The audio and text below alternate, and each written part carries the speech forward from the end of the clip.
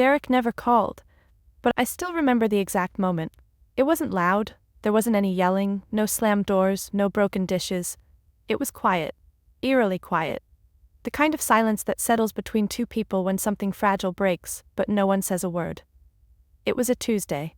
I was 5 months pregnant, barely holding myself together. My lower back ached like hell, my ankles were swollen, and I hadn't slept properly in days. Still, I'd spent all morning cleaning the kitchen, folding laundry, and trying to cook something halfway decent. I wanted to make him smile when he walked through the door. That's all I ever really wanted. He came in at 7:03 p.m. I remember the time because I had been watching the clock all day like it owed me something. Comfort, maybe, or reassurance. He walked in, loosened his tie, and looked around. His eyes scanned the table, then the stove.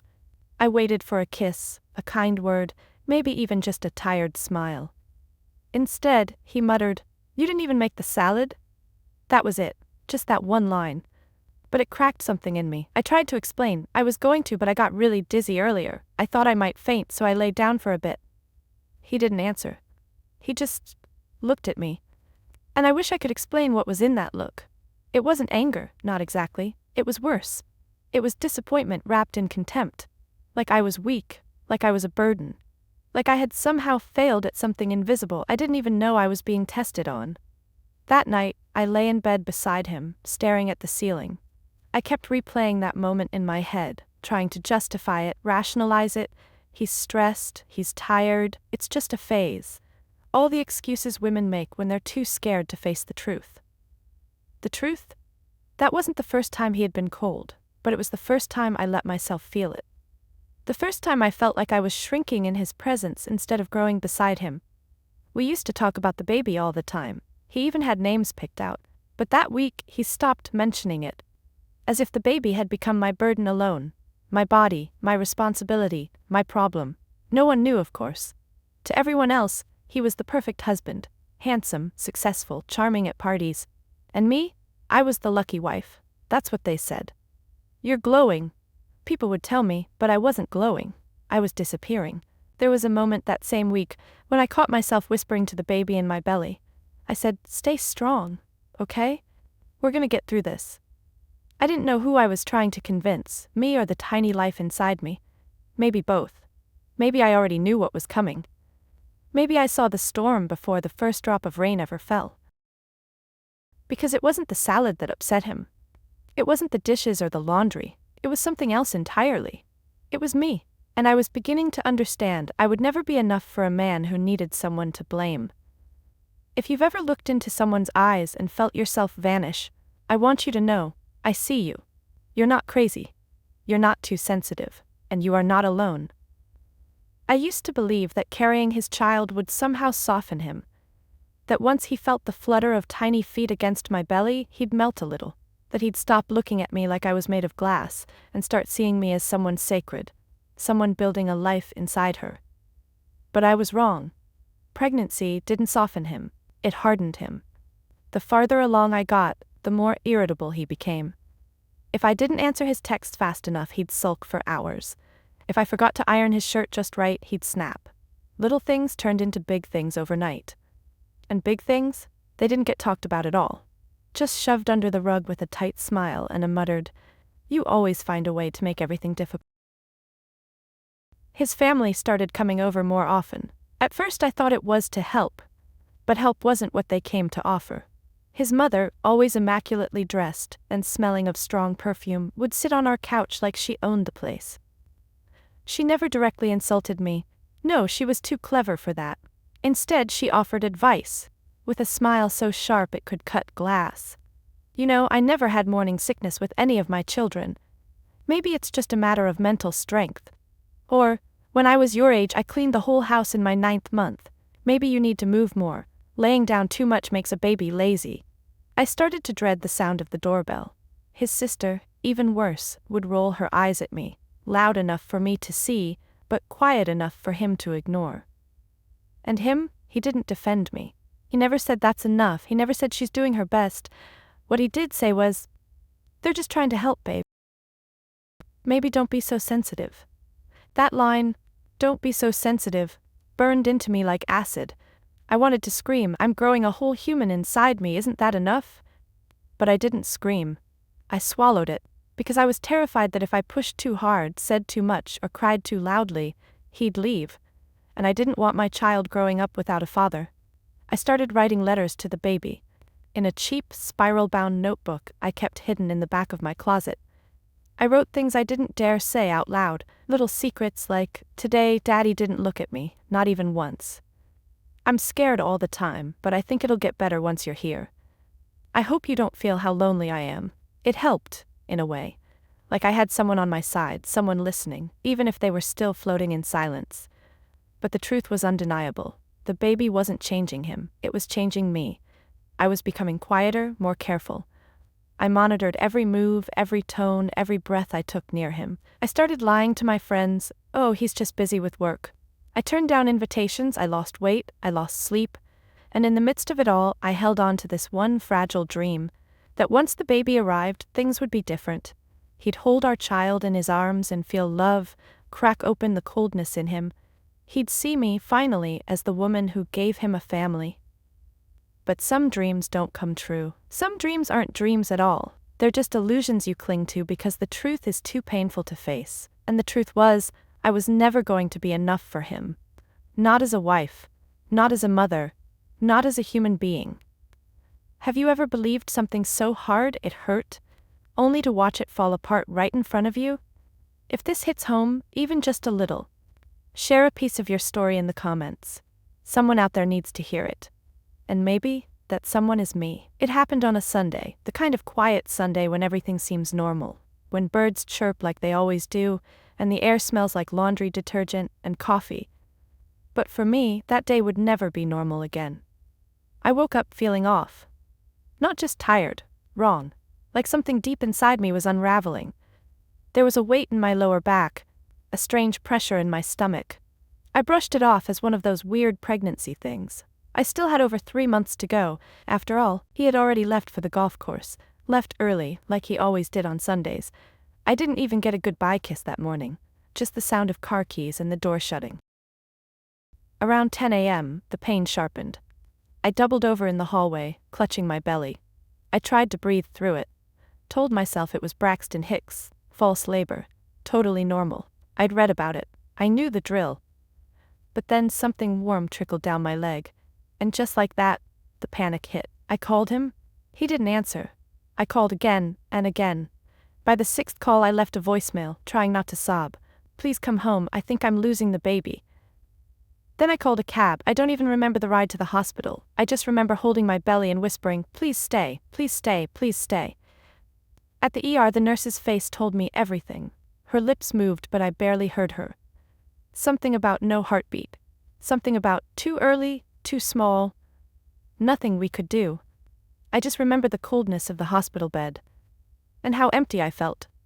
They gave me a form to sign, asked if I wanted to see the baby. I said no. I was afraid if I saw that tiny body, I'd never be able to let go. He finally arrived at the hospital hours later. Not with flowers, not with tears, with a scowl. "What the hell happened?" were his first words. Not, "Are you okay?" Not, "I'm so sorry." Just blame. "I told you to stop lifting things. You never listen. You don't take care of yourself," he snapped. I was still in a hospital gown, still bleeding, still dazed. I whispered, "I didn't mean to."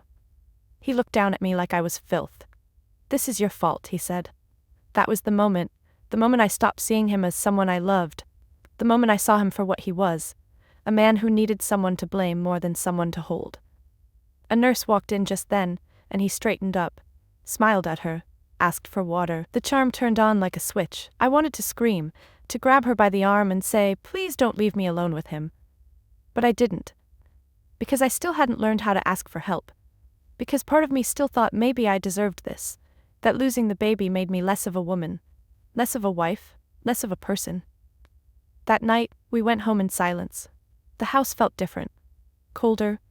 Like even the walls knew something had died. I lay awake for hours, listening to him snore, my hand on my empty belly. And then I did something I hadn't done in years. I cried into my pillow, so quietly no one could hear. Not him, not his family, not even the baby. If you've ever lost something and had no one there to hold you, No one to say this wasn't your fault. I'm holding space for you now. Hit that like button if you've ever cried alone and survived it.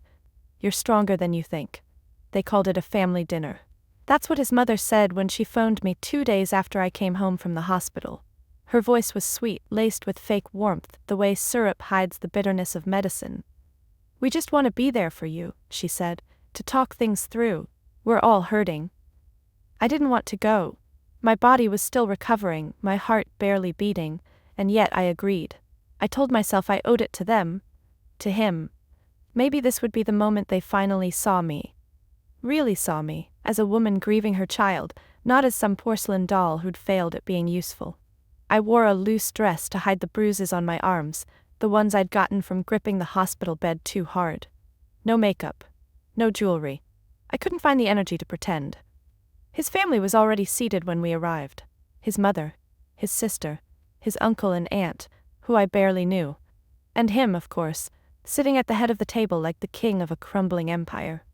The moment I walked in, the air thickened. No one hugged me, no one said I'm sorry. Instead, his mother clucked her tongue and said, "You look pale, dear. You should be taking better care of yourself." I sat down, folding my hands in my lap, staring at the plate in front of me. I couldn't eat. My stomach curled just looking at food. Then it began. One by one, they took turns. "I'm just going to be honest," his sister said, twirling her wineglass. "I don't think you were ready for a baby. You always seemed fragile." His aunt chimed in, "And all that lying in bed, I read that too much rest isn't good for pregnancy." They weren't just sharing opinions, they were building a case. A case against me. And the worst part? He let them. He didn't speak up, didn't slam his fist on the table and say, "Enough." He just sat there, sipping his drink, eyes lowered, like a man watching a show he'd seen too many times to care. His mother stood, eventually, and walked over to me. She took my hand, cold, bony, perfumed, and said in a voice dripping with fake compassion, "What happened was a tragedy, but maybe it's time you take responsibility. For your health, for your attitude, for the baby." My mouth went dry, my throat burned. "You think this was my fault?" I managed to whisper. She didn't answer. She just gave me that condescending smile I'd come to know so well. And then she said, "A real woman knows when to apologize." For a moment, I saw red. But before I could react, she did something I'll never forget. She bent slightly and said, "You should kneel, for closure, for healing. It would mean a lot to the family." I thought she was joking. But when I looked around the table, I saw only nods, approval, expectation. I was surrounded by wolves dressed as humans. And in that moment, God help me, I did it. I slid off the chair, onto my knees, hands trembling. I didn't do it because I believed I had to. I did it because I was numb, because I was tired, because I thought maybe, just maybe, if I played their game they'd stop treating me like a failure. But they didn't stop. They just grew bolder. Later that night, as we drove home, I stared out the window and whispered, "Why didn't you say anything?" He didn't answer at first. Then he muttered, "You were embarrassing yourself. I wasn't going to get involved." That was when something inside me cracked for good. I wasn't just grieving my child anymore. I was grieving the version of myself that had ever believed I was loved. If you've ever been made to apologize for your pain, for your loss, for your humanity, I want you to know something. You don't owe them anything. And you never had to kneel. Leave a comment if you've ever stood back up after being made small. Let's remind each other. We get to rise. The day I decided to leave wasn't some grand declaration. There was no dramatic suitcase throw or screaming match. It was quiet, just like the day I lost the baby. But this time, there was something different burning inside me, resolve. I had spent the morning packing in silence. One duffel bag, just the essentials. My ID, a change of clothes, some cash I had stashed in a tampon box. I moved slowly because I was still healing, both inside and out, but every folded shirt felt like a step toward freedom. He wasn't home. That's what made it possible. I left my wedding ring on the kitchen counter, not as a message, not as drama, just finality. But I didn't make it out the door. I was one step away, one hand on the knob, when the door slammed open. He stood there, keys in hand, frozen. His eyes scanned the bag, my shoes, my stance. He knew instantly. "You're leaving?" he asked, voice low. I nodded. "I have to." His face twisted, not with heartbreak, not even surprise, just rage, and then the doorbell rang. His mother and sister stepped inside, seconds later, like it was scripted. Like they knew. "She's hysterical," he said quickly, waving toward me. "Thinks she's leaving." "She's unstable," his mother snapped. "You're not going anywhere like this." I backed away, heart pounding. "Please, just let me go." They blocked the door. His sister stepped closer.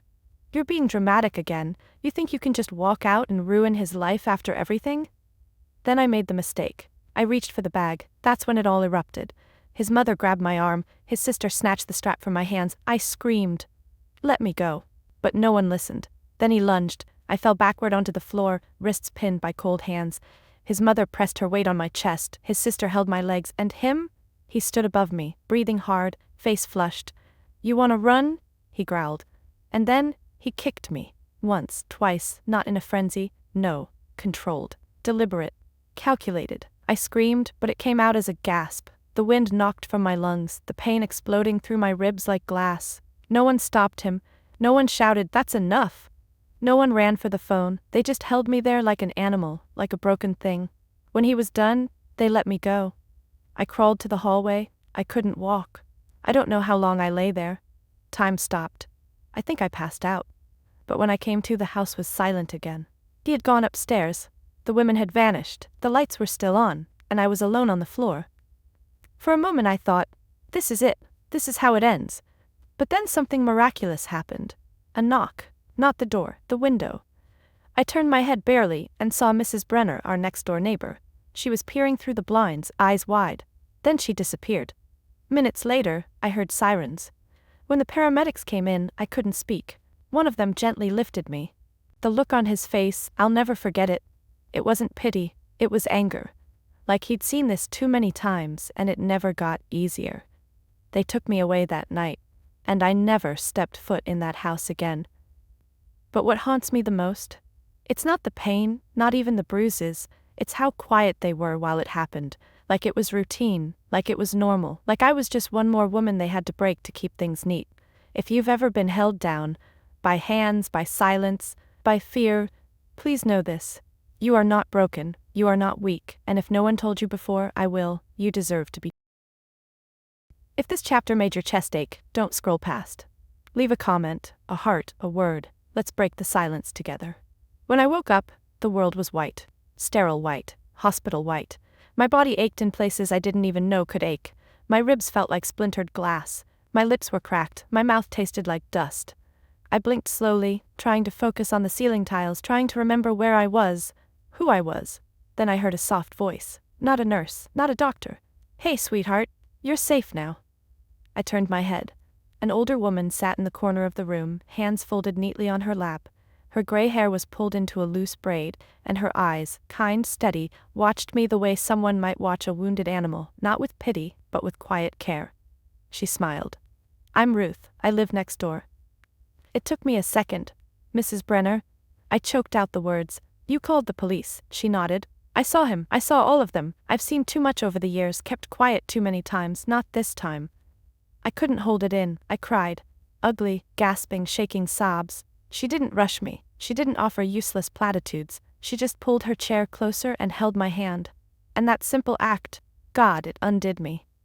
After months of feeling invisible, that touch felt like a lifeline. Later that day, a social worker came in. She was young, with kind eyes and an efficient tone. She asked if I wanted to press charges, if I needed a safe place to go, if I had any family I could call. Family. The word tasted sour in my mouth. "I have no one," I whispered. But Ruth spoke up from the corner. "You have me." And somehow those 3 words were enough. They transferred me to a women's shelter the next morning. Ruth packed my things. She brought me a bag with new clothes, shampoo, a notebook. The look on his face, I'll never forget it. It wasn't pity. It was anger. Like he'd seen this too many times, and it never got easier. They took me away that night, and I never stepped foot in that house again. But what haunts me the most, it's not the pain, not even the bruises. It's how quiet they were while it happened, like it was routine, like it was normal, like I was just one more woman they had to break to keep things neat. If you've ever been held down, by hands, by silence, by fear, please know this. You are not broken. You are not weak. And if no one told you before, I will. You deserve to be free. If this chapter made your chest ache, don't scroll past. Leave a comment, a heart, a word. Let's break the silence together.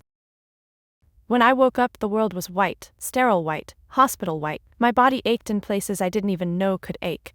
My ribs felt like splintered glass. My lips were cracked. My mouth tasted like dust. I blinked slowly, trying to focus on the ceiling tiles, trying to remember where I was, who I was. Then I heard a soft voice. Not a nurse, not a doctor. "Hey, sweetheart, you're safe now." I turned my head. An older woman sat in the corner of the room, hands folded neatly on her lap. Her gray hair was pulled into a loose braid, and her eyes, kind, steady, watched me the way someone might watch a wounded animal.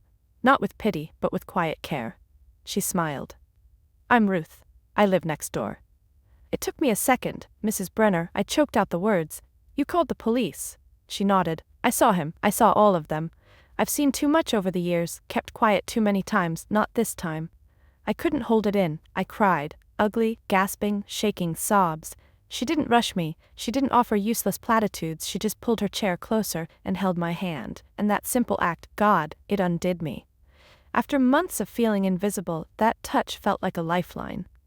Later that day, a social worker came in. She was young, with kind eyes and an efficient tone.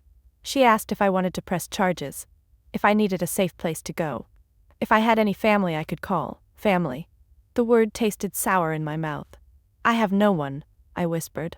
But Ruth spoke up from the corner. "You have me." And somehow those 3 words were enough. They transferred me to a women's shelter the next morning. Ruth packed my things. She brought me a bag with new clothes, shampoo, a notebook. "I thought maybe you'd want to write," she said. "Sometimes the words come easier that way." I didn't tell her that I used to write letters to my baby. Didn't tell her that I had hidden every page, too afraid someone would find them. But that night, under a thin blanket in a room with peeling paint and 3 other women breathing softly in their bunks, I opened that notebook, and I wrote. Today someone looked at me and didn't see a failure, or a burden, or a punching bag. She saw a person, and for the first time in a long time, I think I did too. The shelter wasn't glamorous, the food was bland, the walls were thin, but it was the first place I'd lived in that didn't make me feel like I had to apologize for existing. Every woman there had a story. Scars, loss, anger, shame, but also strength. The kind that doesn't get celebrated in movies or poems. The quiet kind. The kind that gets up in the morning even when every cell in your body tells you not to. They didn't ask me to tell them what happened. They let me choose when and how. And one day, I did. I told them everything. The hospital, the dinner, the floor, the kicks, the look in his eyes, the silence that followed, and not one of them looked away. That was the moment I knew. I wasn't crazy. I wasn't overreacting. And I damn sure wasn't alone. If you've ever been saved by a stranger, by a moment of kindness that cracked open your dark, drop a in the comments. Let's honor those small acts of grace that kept us breathing. Sometimes, it only takes one person to remind you, you're worth saving. It's been 11 months. 11 long, jagged months since I left that house. Since I lay on that cold floor, bruised and broken, thinking I wouldn't make it out. Since Ruth knocked on the window and saved a life I had nearly given up on. I look different now. Not just the haircut or the weight I've gained back. Not just the clearer skin or the steadier hands. I mean truly different. I smile without checking who's watching. I speak without asking for permission. I look in the mirror and don't flinch at my own reflection. That didn't happen overnight. Healing never does. There were days I didn't want to get out of bed. Nights I shook from nightmares, hearing his voice echo in my head like poison. I went through the motions, sometimes just to prove I could, sometimes just to survive, but somewhere along the way survive became live. I went back to school, just night classes at first. I told the counselor I wanted to study social work. She asked why. I said 'cause I never want another woman to feel as alone as I did. I started journaling again. Not just about him, not just about the pain, but about me, my dreams, my boundaries, my healing. I filled up 2 full notebooks, and I didn't hide them. I even started working part-time at a community center. Every Friday, I read to the kids in the after-school program. Sometimes they ask about the scar on my wrist or the way I tense up when someone raises their voice. I tell them gently, everyone's healing from something. He was arrested. It happened a few weeks after the shelter helped me file a report. Ruth testified. The hospital records spoke for themselves. His mother and sister? They lawyered up fast, denied everything.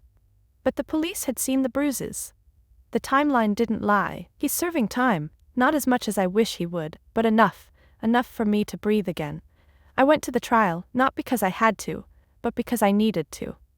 I looked him in the eyes one last time and told the truth. I didn't cry, I didn't tremble.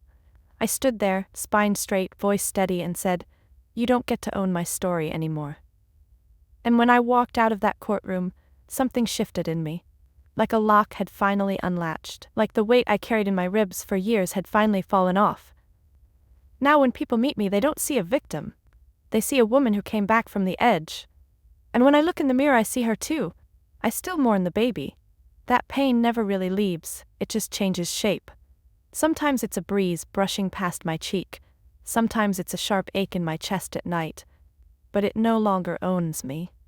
I write letters still, not to the baby anymore.